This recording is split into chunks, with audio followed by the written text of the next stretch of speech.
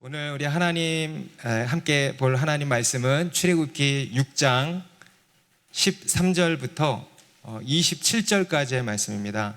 출애굽기 6장 13절부터 27절까지의 말씀 보겠습니다. 13절부터 27절까지의 말씀 저와 한 절씩 교독합니다. 여호와께서 모세와 아론에게 말씀하사 그들로 이스라엘 자손과 애굽 왕 바로에게 명령을 전하고 이스라엘 자손을 애굽 땅에서 인도하여 내게 하시니라.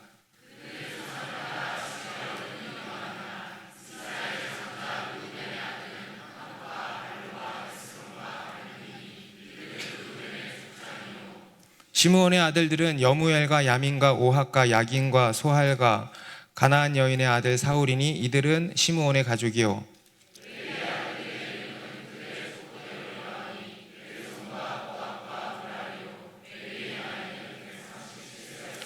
게르손의 아들들은 그들의 가족대로 림니와 시므이요.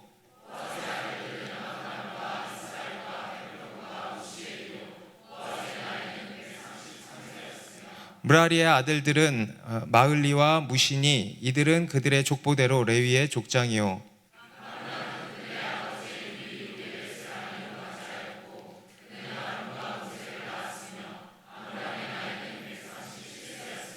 이스할의 아들들은 고라와 네벡과 시그리요.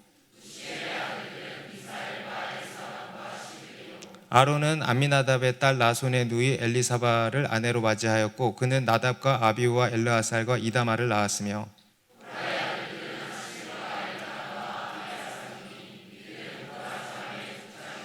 아론의 아들 엘르아살은 부디엘의 딸 중에서 아내를 맞이하였고 그는 비느하스를 낳았으니 이들은 레위 사람의 조상을 따라 가족의 어른들이라.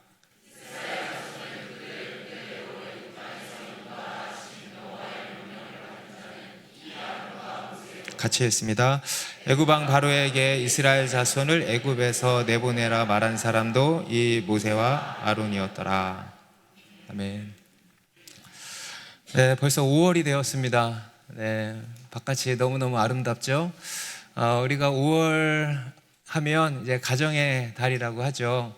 우리 교회에서도 5월 첫 주 어린이날이 있는 그 주를 어린이 주일로 이렇게 잡고 어린이 주 행사를 하는 교회들이 많이 있습니다. 저희 교회에서는 뭐 따로 뭐 선물을 준다거나 뭐 이런 거는 안 하고 그런 것도 부모님이 다 하셔야 될 일이고요.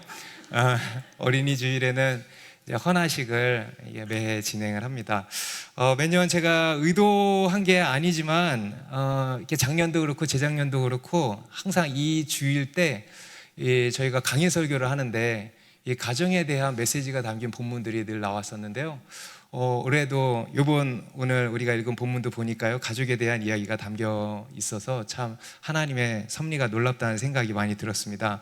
오늘 우리가 읽은 본문은요, 모세와 아론의 집안의 이야기를 이제 기록을 하고 있습니다. 모세와 아론은 하나님의 명령을 받고 애굽의 바로왕을 찾아가서 내 백성을 보내라는 하나님의 말씀을 전했습니다.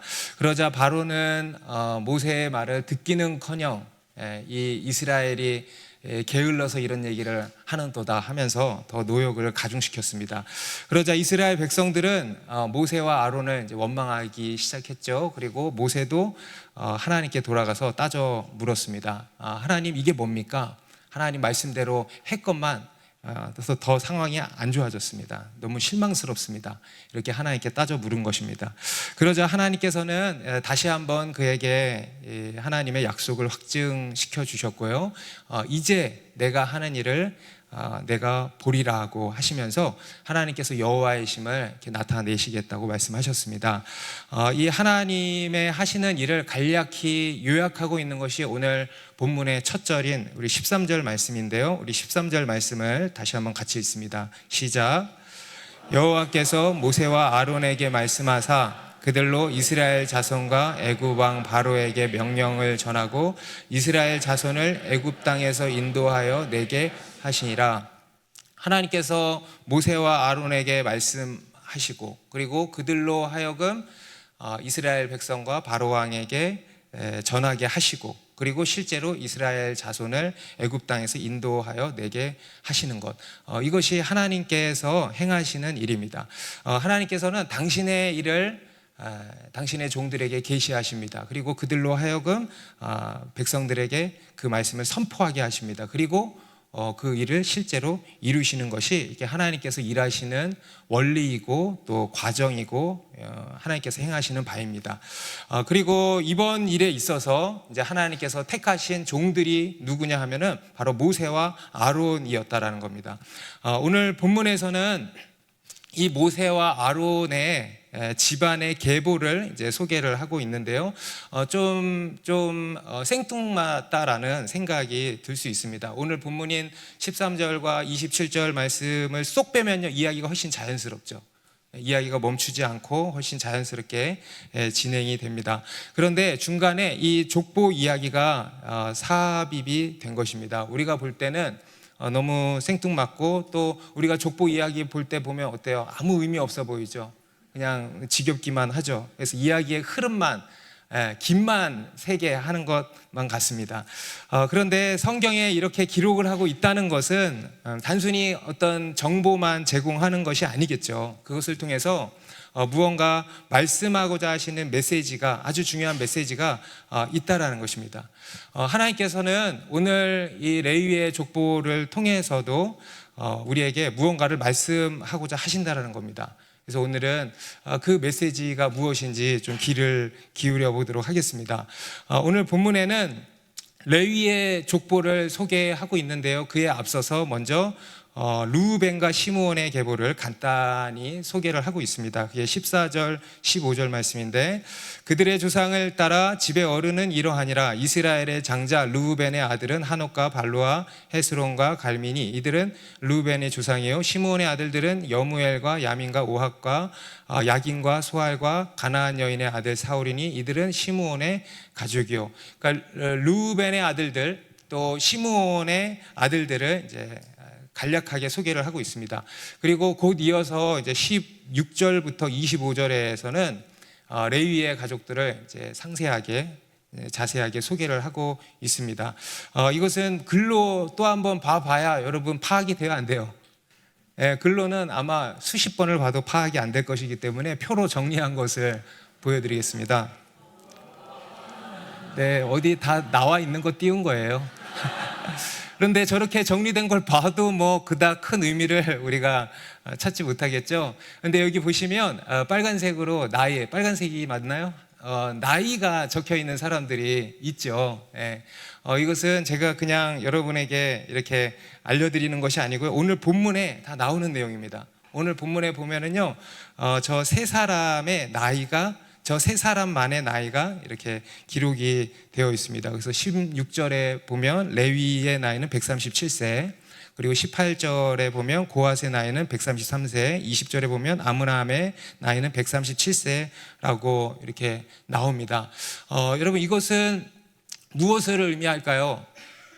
바로 이 라인을 주목하라는 얘기죠. 이 사람들이 이제 중요하다, 이 사람들을 따라가 보라는 얘기입니다.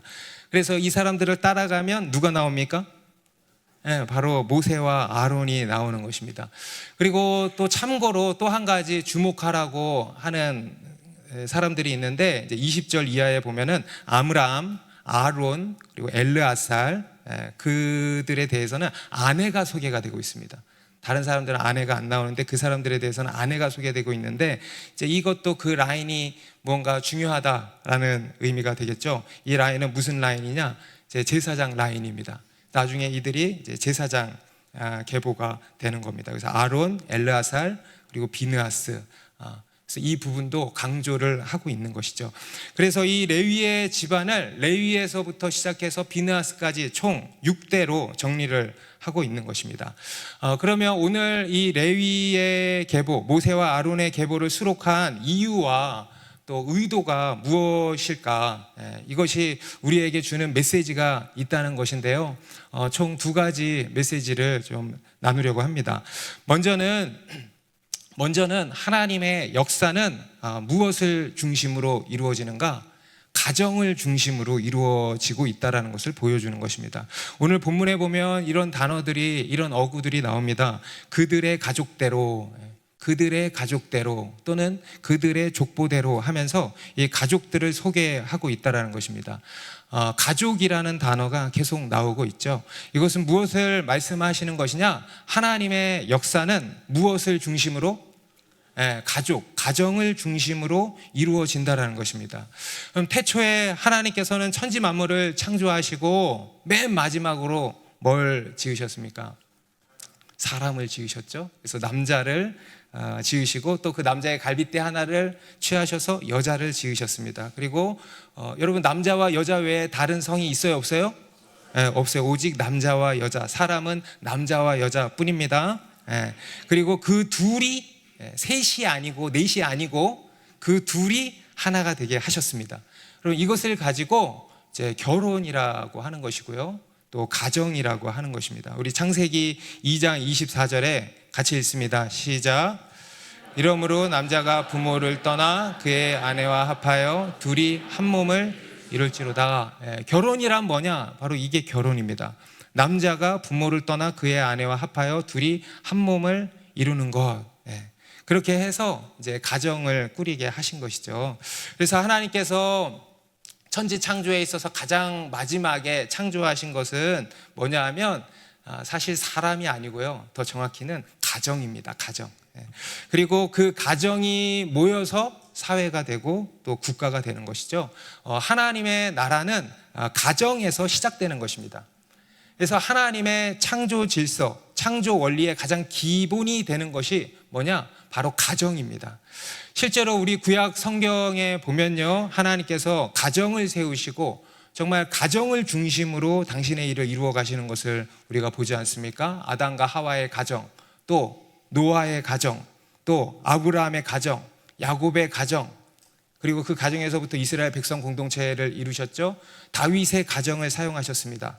오늘 본문에서도 뭐라고 하시냐면 그들의 가족대로 일하신다는 거예요. 그들의 가족대로 이루어 가셨다는 것입니다.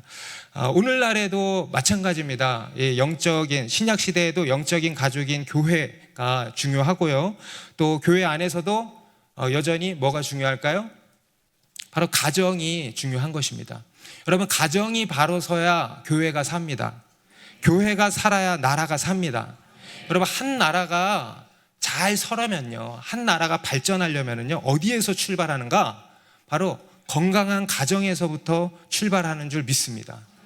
건강한 결혼, 건강한 가정, 건강한 출산, 여러분, 이게 나라의 발전의 토대가 되는 것입니다. 여러분, 사탄도 이것을 잘 알까요, 모를까요? 너무 잘 알죠. 그래서 오늘날에도 이 시대에서 사탄이 하는 짓이 뭡니까? 가정을 무너뜨리는 거예요. 그것이 하나님 나라, 하나님의 창조 질서의 기초가 되는 것을 알기 때문에, 하나님 나라의 기초가 되는 것을 알기 때문에, 가정이 무너지면 교회가 무너지고, 교회가 무너지면 사회가 무너지고, 국가가 무너지는 것을 잘 알기 때문에 뭘 공격하냐? 가정을 무너뜨린다는 거예요. 그래서 오늘날처럼 점점 더 악해져가는 이 시대에 있어서 이 가정이라고 하는 것은요, 더더욱 중요한 가치가 되는 것입니다. 우리가 목숨 걸고 그 무엇보다 돈보다, 다들 돈 지키는 거에 혈안이 되어 있는데 돈보다 훨씬 더 비교할 수 없이 지켜야 하는 중요한 가치, 바로 가정인 것입니다. 그래서 우리는 무엇보다 가정을 잘 세워나가는 것이 중요합니다. 여러분, 우리가 하나님 나라를 세워나간다는 것은 뭐냐? 가정을 잘 세워나가는 것입니다. 여러분, 우리는요, 다른 것에 성공하기 이전에 먼저 가정이 성공해야 되는 줄로 믿습니다. 여러분, 이것이 오늘 이 본문을 통해서 하나님께서 우리에게 주시는 첫 번째 메시지입니다. 건강한 가정을 세우라는 것입니다. 아멘. 그 일에 모든 것을 걸라는 것입니다. 여러분, 어떤 사람은요, 자신의 이 땅에서의 성공을 위해서 가정을 포기하는 사람들이 있어요. 자신의 자아 실현을 위해서 가정을 희생시키는 사람들이 있어요. 그리고 반대로 가정을 살리고 세우기 위해서 나머지 모든 것을 포기하는 사람이 있습니다. 여러분, 어떤 인생이 하나님께서 기뻐하시는 성공한 인생일까요? 전자입니까? 후자입니까? 여러분, 우리는 그 무엇보다 가정을 세우는 일에 가장 우선순위를 두어야 합니다. 그리고 그 일에 목숨을 걸어야 합니다. 왜냐? 그것이 바로 하나님 나라를 세우는 기초가 되기 때문입니다. 아멘입니까? 그러면 우리가 이 가정을 바로 세운다는 것은 어떤 것인가? 우리는 가정을 바로 세우기 위해서 어떻게 해야 하는가? 여러분, 우리가 건물을 지을 때도 뭐가 필요합니까? 설계도가 필요하잖아요. 그죠? 설계도가 있어야 건물을 세울 거 아닙니까? 그런 것처럼 이 가정을 세우는 데에도 설계도가 필요합니다. 그런데 이 설계도가 어디에 있는가? 어디에 있을까? 여러분, 이 가정은요, 사람이 만든 제도가 아닙니다. 하나님이 직접 설계하시고 하나님이 직접 세우신 공동체이기 때문에 이 가정의 설계도도 성경에 다 담겨져 있는 것입니다. 그래서 성경에 보면요, 이 가정이 어떻게 시작되었는지, 가정이 뭔지, 가정의 본질이 뭔지, 가정에 부여된 어떤 질서와 원리가 무엇인지 다 담겨 있는 것입니다. 그래서 그것을 우리가 잘 알고 그것을 잘 따라가면 우리는 건강한 가정을 자연스럽게 세우게 된다는 것입니다. 그래서 성경에는 가정에 어떠한 설계도가 담겨 있는가? 먼저는 이 결혼과 가정에 대해서 누가 주체가 되시는가에 대해서 말씀을 하고 있습니다. 여러분, 결혼과 가정의 주체는 누가 되실까요? 바로 하나님이 되신다는 사실입니다. 이 결혼과 가정에는요, 하나님의 주권과 하나님의 인도하심이 담겨 있는 것을 우리가 보게 됩니다. 우리 창세기 2장에 보면 하나님께서 아담을 깊이 재우시고, 여러분, 배우자를 찾길 원하시는 분들은 깊이 주무십시오. 그리고 하나님이 직접 짝을 만들어서 데려오셨잖아요. 그게 바로 하와죠. 아담은 이 하와를 보고 어떻게 했어요? 너무 기뻐했어요. 이는 내 뼈 중에 뼈요, 살 중에 살이라고 하면서 너무 기뻐했습니다. 하나님의 주권적인 인도하심에 대한 기쁨에 찬 고백을 했던 것입니다. 여러분, 결혼은요, 인간의 선택과 감정을 넘어서 하나님의 섭리와 계획 속에서 이루어지는 것입니다. 아멘. 여러분, 이러한 결혼을 다 하게 되시기를 축복합니다. 나의 선택과 감정을 넘어서 하나님의 섭리와 계획 속에서 이루어지는 결혼을 다 하게 되시기를 축복합니다. 예수님께서도 결혼에 대해서 이렇게 말씀을 하셨어요. 하나님이 짝지어 주신 것을 사람이 나누지 못할지니라. 주체가 누가 되신다는 거예요? 하나님이. 자기들끼리. 여러분, 세상 사람들이 생각하는 결혼과 성경이 말씀하는 결혼의 첫 번째 차이점이 여기 있습니다. 주체가 누구냐라는 거예요. 세상 사람들은 주체가 나라고 생각하죠. 인간이라고 이야기를 합니다. 그런데요, 성경은 결혼의 주체는 하나님이시다.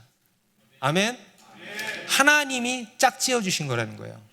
그렇기 때문에 사람이 임의로 그것을 파기할 수 있다 없다? 없다라는 것입니다. 여러분, 이 세상은 결혼을 계약 관계로 이야기를 합니다. 그런데 성경은 결혼을 뭐라고 말씀하냐면 언약이라고 말씀합니다. 여러분, 언약과 계약의 차이가 뭔지 아십니까? 계약은요, 깨질 수 있는데요, 계약은요, 왜 깨질 수 있냐? 그 기초가 조건이기 때문에 그래요. 계약이란 조건을 기초로 하는 것입니다. 그래서 항상 if, 영어로 if가 항상 따라다니는 겁니다. 당신이 만약 건강하다면, 당신이 만약 아름다움을 유지한다면, 당신이 만약 높은 수입을 보장한다면 등등등 수많은 조건들을 수반하는 것이 계약입니다. 그래서 이 계약은요, 이 조건에 따라서 조건이 사라지면 어떻게 돼요? 파기될 수 있는 거예요. 그런데 세상 사람들은요, 결혼을 그러한 계약으로 생각을 한다는 것입니다. 계약적 개념으로 결혼을 하는 것입니다. 그래서 여차하면 파기할 수 있는 것이죠. 그런데 반대로 언약은 그렇지 않습니다. 언약은요, 그 기초가 뭐냐 하면 바로 사랑입니다. 여러분, 언약의 기초가 뭐라고요? 그것도 그냥 사랑이 아니고요, 무조건적인 사랑. 여러분, 사랑은 무조건적인 것이죠. 이 무조건적인 사랑에 근거하는 것이 언약입니다. 이것을 이제 성경에서 가장 잘 표현한 단어가 바로 이 헤세드라고 하는 단어예요. 다들 잘 아시는 단어죠. 이스라엘의 수없는 실패와 반역에도 불구하고 아침마다 새로우신 하나님의 끝없는 사랑, 이게 바로 헤세드의 사랑입니다. 이 헤세드적 언약에 기초하는 것이 바로 결혼입니다. 성경적 결혼이란 뭐냐? 언약에 기초하는 것입니다. 그러니까 어떤 조건의 변화에도 불구하고 영원히 지속되는 거죠. 아멘? 잘났으면 잘난 대로 사랑하고요, 못났으면 못난 대로 사랑하는 거예요. 아멘? 한번 따라해 보세요. 잘났으면 잘난 대로 사랑하고, 못났으면 못난 대로 사랑하자. 여러분의 배우자를 떠올리면서 다시 한번, 미래의 배우자를 떠올리면서 다시 한번, 잘났으면 잘난 대로 사랑하고, 못났으면 못난 대로 사랑하자. 네. 무조건적으로 사랑하는 거예요. 아멘입니까? 무조건적으로 사랑하는 거예요. 그게 언약이고 그게 결혼입니다. 그 사랑을 기초로 하는 언약, 이것이 바로 결혼이고 가정이라고 하는 것입니다. 그렇기 때문에 여러분, 우리 그리스도인은요, 임의대로 가정을 깰 수 있습니까? 없습니까? 깰 자격이 됩니까? 안 됩니까? 안 되는 거야. 그래서 우리는 그 무엇보다 이 가정을 목숨 걸고 지켜야 한다는 것입니다. 그리고 두 번째로, 하나님께서 세우신 이 가정에는 하나님께서 부여하신 어떤 질서가 있다라는 겁니다. 가정에는 남편이 있죠. 그리고 또 아내가 있습니다. 그리고 또 자녀들이 있습니다. 그 중에 하나님께서는 누구를 가정의 머리로 세우셨죠? 남편을 가정의 머리로 세우셨다라는 겁니다. 우리 에베소서 5장 23절의 말씀 같이 읽습니다. 시작. 이는 남편이 아내의 머리됨이 그리스도께서 교회의 머리됨과 같으니 그가 바로 몸의 구주시니라.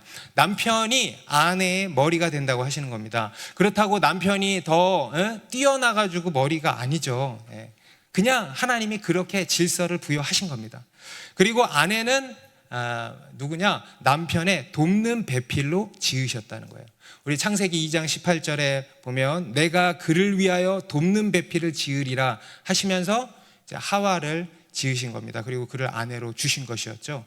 그래서 이 아내의 정체성은 뭐냐? 남편의 돕는 배필이라는 거예요. 아멘입니까? 그런데 이제 이렇게 말하면 사람들이 좀 이런 오해를 합니다. 아내를 도우미 정도로 생각을 하는 거예요. 그래서 아내들은 제가 이렇게 아멘 하면은 별로 아멘 안 하고 싶어 하고, 남자들은 큰 소리로 아멘 하고. 그런데요, 여러분, 여기서 이 돕는 배필은 뭐냐면요, 히브리어로 에제르 네게드라고 하는 단어입니다. 에제르, 영어로는 헬퍼로 번역이 되는데요, 우리 시편 54편이랑 시편 118편에 보면은 하나님을 이 에제르로 표현을 하고 있어요. 여러분, 우리 신약 성경에 가면 또 다른 보혜사가 나오죠. 누구십니까? 성령 하나님이세요. 여러분, 이 성령 하나님도 그와 같은 표현입니다. 여러분, 하나님께서도 우리를 돕는 분이십니다. 아멘입니까? 그런데 그것은 단순히 도우미가 아니에요. 하나님을 도우미로 생각하면 돼요, 안 돼? 안 돼요. 하나님이 우리를 도우시는 것은 우리가 너무 불쌍해서, 우리를 불쌍히 여기시면서 우리 곁에서 도우시는 분이에요. 그런 느낌인 거예요. 이 돕는 배필은 그런 느낌인 거예요. 우리 아내분들 남편을 보면 그런 생각들 많이 하시죠. 아유, 저 한심한 인간 같으니라고. 맞습니다. 우리 남편들은요, 한심합니다. 그래서 도움이 필요한 거예요. 많이 부족하고 모자라서 도움이 필요한 거예요. 그래서 하나님이 나를 그에게 붙이신 거예요. 그래서 우리 아내님들, 남편을 한심하게 보지 마시고 남편을 불쌍히 여기시고 도와주십시오. 우리 자매님들만 한번 따라해 보시겠어요? 나는 내 남편의 돕는 배필입니다. 얼마 전에 나온 책 이름이더라고요. 외국의 어떤 목사님, 사모님이 쓰신 책이에요. 나는 내 남편의 돕는 배필입니다. 우리 다시 한번 자매님들 한번 따라해 보실까요? 나는 내 남편의 돕는 배필입니다. 그런데 오늘날 많은 이 세상에 많은 여성들이 어떻게 생각을 합니까? 남자를 경쟁 상대로 이제 여기는 거죠. 우리 창세기 3장 16절의 말씀 그대로 되고 있어요. 너는 남편을 원하고 남편은 너를 다스릴지니라. 여기서 남편을 원한다는 것은 이제 남편을 지배하려고 한다. 세번역 성경에는 네가 남편을 지배하려고 해도라고 되어 있어요. 그러니까 남편을 경쟁 상대로 여기고 지배하려고 한다는 거예요. 하나님께서 부여하신 역할과 질서를 거스르는 것이죠. 여러분, 이게 바로 죄라는 거예요. 죄. 그리고 거기에서 가정의 모든 문제가 시작이 되는 겁니다. 하나님의 역할, 하나님이 부여하신 역할과 질서를 거스르는 것에서 가정의 모든 갈등과 불화가 시작이 되는 것입니다. 하나님께서 가정에 부여하신 질서는요, 남편이 머리가 되고 아내는 돕는 배필로 세우신 것입니다. 그래서 아내는 남편에게 복종하기를 주께 하듯 하라고 하시는 것이고요. 또 남편들은 아내 사랑하기를 그리스도께서 교회를 사랑하시고 교회를 위하여 자신을 주심같이 하라는 거예요. 그러면 행복하고 건강한 가정을 세울 수 있다라는 것입니다. 아멘입니까? 그리고 마지막 세 번째로 하나님이 세우신 가정에는 분명한 목적이 있다라는 것을 우리가 알아야 됩니다. 바로 이 하나님의 나라를 세워가는 일입니다. 하나님께서 아담과 하와에게 명하신 것이 뭡니까? 그들에게 복을 주시며 어떻게 하라 그랬어요? 생육하고 번성하여 땅에 충만하라, 땅을 정복하라, 다스리라 하셨습니다. 한마디로 뭡니까? 뭘 세워가라? 하나님의 나라, 하나님의 나라를 세워가라는 것입니다. 영적인 후사들을 계속 낳고 세워가라는 것입니다. 오늘 이 모세와 아론의 족보에서도요, 또 한 가지 거듭 반복되는 말이 뭐냐? 낳았다라는 말이에요. 낳았으니 라는 단어가 계속 반복되고 있습니다. 낳았다라는 것입니다. 영적인 후사를 낳고 세우는 겁니다. 그리고 그 레위의 족보가 어디에 귀결되고 있다 그랬어요? 모세와 아론으로 귀결되고 있다는 것입니다. 그들이 하나님의 위대한 사명을 받게 된 것으로 귀결되고 있는 겁니다. 바로 사명인 것입니다. 그 가운데 하나님께서 쓰시는 위대한 믿음의 인물들이 나오게 되었다라는 것을 보여주는 거죠. 이게 바로 가정의 목적입니다. 여러분, 우리의 가정에는요, 사명이 있다는 거예요. 이것도 한번 따라해 보세요. 우리의 가정에는 사명이 있다. 여러분, 이 세상은요, 결혼의 목적을 어디에 둡니까? 행복에 둬요, 행복. 여러분, 그런 행복은 있을까 없을까요? 없어요. 여러분, 행복하려고 결혼하다가 다 실패하는 거 아니겠습니까? 그런데 성경이 말씀하는 결혼과 가정의 목적은요, 행복이 아니고 어디에 있냐? 하나님의 나라에 있다는 거예요. 가정은 부부가 함께 하나님의 나라를 세워가는 공동 사역장이라는 것입니다. 가정은 공동 사역장입니다. 그럼 이것이 바로 하나님께서 세우신 가정입니다. 가정에는요, 사명이 있다는 거예요. 그리고 그 사명을 따라갈 때 우리가 행복하고 건강한 가정을 세워갈 수 있다는 것입니다. 먼저 그의 나라와 그의 의를 구하라. 그리하면 이 모든 것을 너희에게 더하시리라. 여러분, 행복은 우리가 거머쥐는 것이 아니고 뭐다? 따라오는 것이다. 행복은 따라오는 것입니다. 우리가 먼저 하나님의 나라와 의를 구할 때 저절로 따라오는 것입니다. 아멘입니까? 하나님께서 주인 되시는 가정을 세우시기 바랍니다. 언약의 기초 위에 세워진 가정을 세우시기 바랍니다. 하나님이 부여하신 질서에 충실한 가정 되시기 바랍니다. 또 사명 따라가는 가정 되시기를 주님의 이름으로 축복합니다. 그러면은요, 가정이 살고 교회가 살고 이 나라가 살 줄로 믿습니다. 그리고 그러한 우리의 가정을 통해서 이 시대에 요셉이 나오고 모세가 많이 나오게 되기를 주님의 이름으로 축복합니다. 그리고 오늘 본문에 나오는 레위의 계보를 통해서 우리에게 주시는 또 한 가지 중요한 메시지가 있습니다. 우리가 바르고 건강한 가정을 세우기 위한 또 한 가지 중요한 메시지인데요. 오늘 이 모세와 아론의 계보를 보면 우리가 한 가지 주목하게 되는 것들이 있습니다. 물론 오늘 이 계보를 통해서 먼저는 모세와 아론의 혈통적인 정당성을 보여주고 있긴 합니다. 그래서 레위의 자손으로서 이스라엘의 순수 혈통이라는 것을 지금 이야기를 하는 것입니다. 그런데 사실 그보다도 오늘 이 모세와 아론의 계보는 이 모세와 아론의 입장에서는요, 드러내고 싶을까 안 싶을까? 잘 모르겠죠. 이 모세와 아론 입장에서는요, 결코 드러내고 싶지 않은 내용들일 것입니다. 그들의 집안에 감추고 싶은 과거, 드러내고 싶지 않은 수치스러운 과거가 담겨 있기 때문입니다. 먼저는 우리가 잘 아는 바와 같이 오늘 본문에 나오는 르우벤, 시므온, 레위 이 사람들의 공통된 특징이 뭡니까? 다 실패한 사람들이라는 거예요.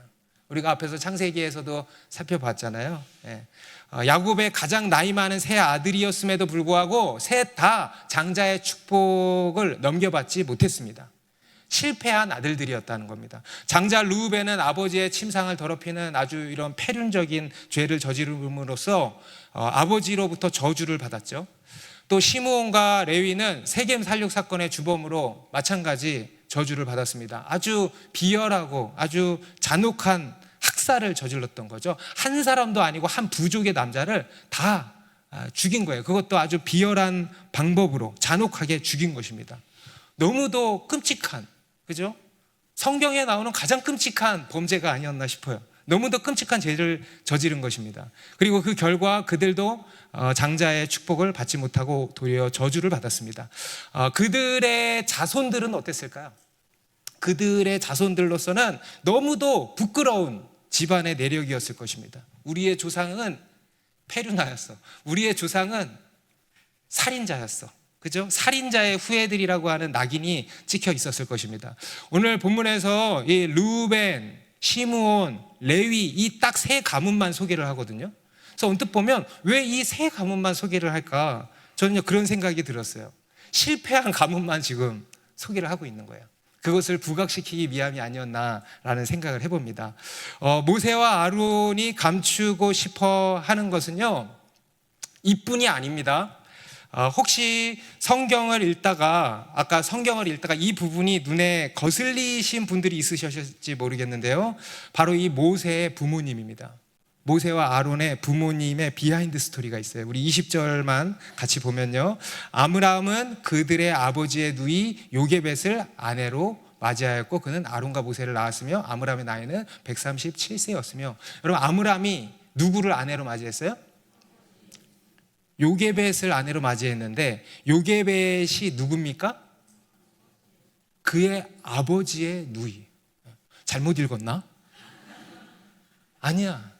그의 아버지의 누이면 누구예요? 고모예요. 누구랑 결혼을 한 거예요? 고모랑 사랑에 빠져서 고모랑 결혼을 한 거예요. 너무 충격적이죠. 훗날 율법이 금하는 근친 결혼을 한 것입니다. 물론 이 시대에는 율법이 없었기 때문에 문제될 것이 없다고 할 수도 있겠지만은, 여러분, 예나 지금이나 이러한 결혼은요, 정상적인 것이 아니었습니다. 오늘 본문에서도 이러한 사실을 굳이 언급하고 있지 않습니까? 굳이 언급하고 있다는 것은 그것이 정상적인 것이 아님을 보여주는 거예요. 수치스러운 것이었음을 그대로 여실히 보여주는 것입니다. 주변 사람들이요, 수근수근하지 않았겠습니까? 그리고 그런 집의 자녀로 이 모세와 아론이 태어난 거예요. 출생 배경이 좀 그렇고 그런 것이었습니다. 그리고 이제 여기에 한 가지를 더 한다면, 모세에 있어서 한 가지를 더 한다면, 이 조상들만의 문제가 아니죠. 여러분, 모세 자신도 뭐였어요? 살인자였어요. 살인자. 그도 씻을 수 없는 과거에 그런 죄가 있었던 것입니다. 세상 사람들이 그러지 않았겠습니까? 아유, 누가 살인자의 후예 아니라고 이런 얘기 하지 않았겠습니까? 모세를 계속 따라다니는 이런 꼬리표가 있었던 거예요. 살인자의 후예 살인자.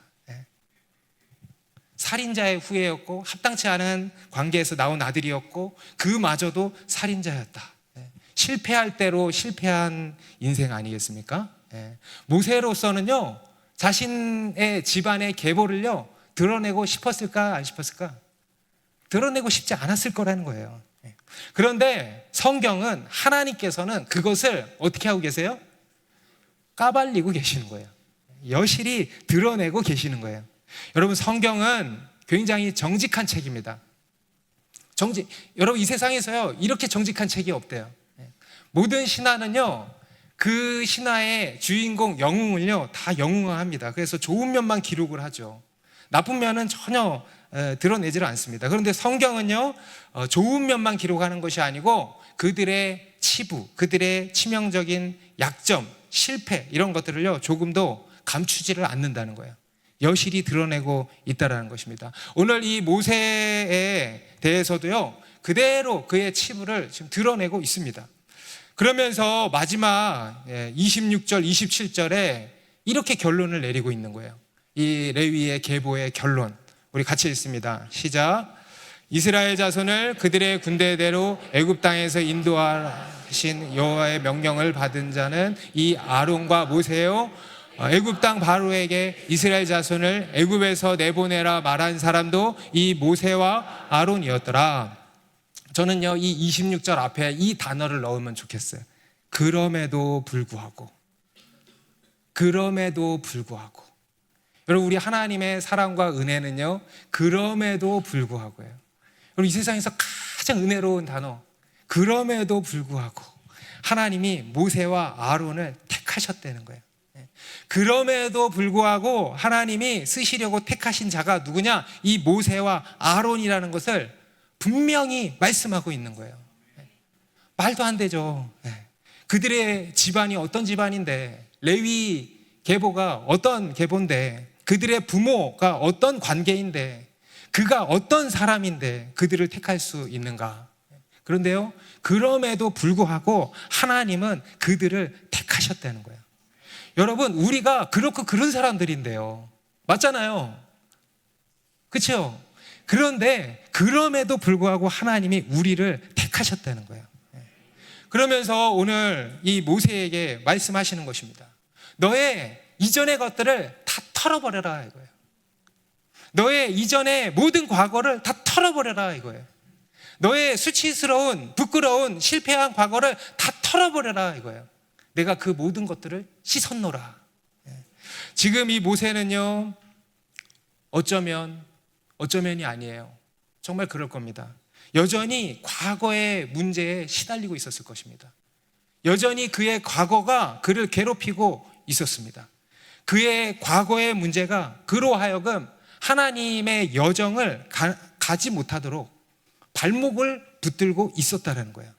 그래서 하나님께서는요 지금 그의 이 과거를 들추어내시고 치유하시는 거예요. 그리고 그것을 털어내도록 하시는 것입니다. 여러분, 오늘 하나님께서 왜 굳이 이 모세의 과거를 드러내신 것일까? 여러분, 우리가 치유되려면 어떻게 해야 되는지 아세요? 꽁꽁 싸매면 됩니까? 꽁꽁 싸매면 됩니까? 안 돼요. 드러내야 돼요.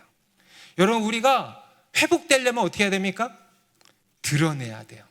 환부를 드러내야 돼요. 저희 아들이 어디가 다치잖아요. 그러면은요 본능적으로 싸매. 보자고 해도 안 돼. 보여줘야 아빠가 밴드 붙여줄 수 있어. 그런데 싫어. 이게 되게 본능적인 것 같아요. 여러분, 치유가 되려면은요 드러내야 돼요. 그래서 오늘 하나님께서도요 이 모세의 치부를 드러내신 거예요. 그런데 드러내시기만 하는 게 아니죠. 어떻게 하십니까? 하나님의 은혜로 덮어주신 것입니다. 여러분, 오늘 이 26절, 27절의 선언은요 모세의 모든 부끄러운 과거, 실패한 과거를 완전히 덮어버리는 말씀이에요. 그럼에도 불구하고 모세와 아론을 택하셨다는 거 아닙니까? 이게 무엇을 의미합니까? 그들의 과거의 모든 실패와 수치, 상처를 하나님이 다 덮으셨다는 거예요. 다 씻으셨다는 거예요. 그러면서 이 모세의 마음도 치유하고 계시는 겁니다. 마치 이렇게 말씀하시는 것 같아요. 모세야, 내가 다 안다. 내가 모르는 게 아니다. 네 조상이 어떤 사람이었는지, 네 조상이 얼마나 가증스럽고 비열한 짓을 했던 사람이었는지, 네 부모에 대해서도 내가 안다. 너의 과거도 내가 다 알지. 그런데 그럼에도 불구하고 나는 너를 선택했다는 거야. 너를 통해서 내가 일하기로 작정했다는 거야. 그러니까 의심하지 말고, 더 이상 과거에 얽매이지 말고 다 떨쳐버려라. 그로부터 자유해라. 내가 너의 모든 실패와 상처와 수치를 다 씻었노라. 이렇게 말씀을 하시는 거예요. 여러분, 이게 바로 복음이고 이게 바로 하나님의 은혜인 것입니다. 여러분, 우리가 하나님이 세우시는 건강한 가정을 세우려면요, 여러분, 과거로부터 자유해지셔야 돼요. 우리가 하나님이 이끄시는 새로운 미래의 여정을 가려면요, 과거로부터 자유해지셔야 돼요. 과거의 실패, 과거의 수치, 과거의 상처, 이 모든 것을 하나님께서 예수 그리스도의 보혈로 다 덮으셨습니다. 그리고 우리를 새로운 피조물이 되게 하셨습니다. 이전 것은 지나갔으니 보라 새 것이 되었도다 하셨습니다. 그러니 그로부터 우리도 자유하라는 거예요. 그리고 새로운 미래를 향해서 하나님이 우리에게 하고자 하시는 그 일, 사명을 향해서 나아가라고 하시는 것입니다. 여러분, 지금도 여전히 나의 발목을 붙잡는 과거의 일들이 있습니까? 과거의 죄, 과거의 어떤 실패, 실수, 우리 집안에 있었던 어떤 수치스러운 일들이 나를 여전히 괴롭히고 있습니까? 여러분, 하나님께서 예수님의 보혈로 그 모든 것들을 덮으셨습니다. 여러분, 그로부터 자유해지십시오. 하나님께서는요, 그럼에도 불구하고 나를 선택하셨습니다. 그리고 나를 사랑하십니다. 여러분, 우리 가운데, 그리고 우리의 가정 가운데 하나님께서 새로운 역사를 써내려 가실 것입니다. 기도하겠습니다.